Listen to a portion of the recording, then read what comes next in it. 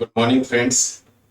In my last class, I had explained the relay connection 30 degree, 60 degree, and 90 degree. In this class, I will explain how the CT secondary and PT secondary are connected to respective current coil and voltage coil of the directional element. I will take the example of 90-degree connection.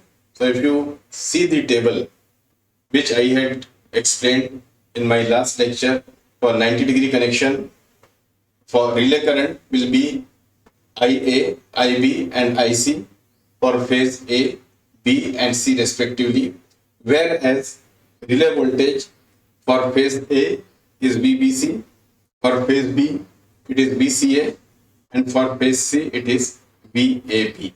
Now let us see how we connect the CT and PT secondary to achieve 90-degree connection for three-phase directional element. These are three lines: line A, line B, line C.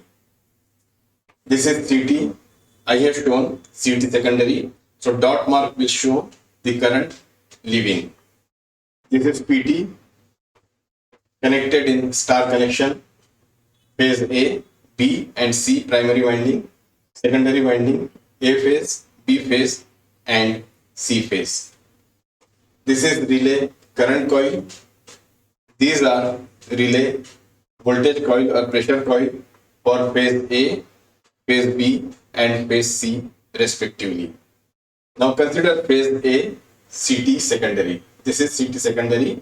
So current coming is going to the phase A current coil. B phase current is going to phase B current coil, and C phase current is going to C phase current coil. So IA, IB and IC are currents given to phase A, phase B and phase C directional element. Now let us see how this pressure coil connections are achieved in the secondary of this PT. Secondary voltage VA, VB, VC. This is secondary winding of phase A, phase B and phase C.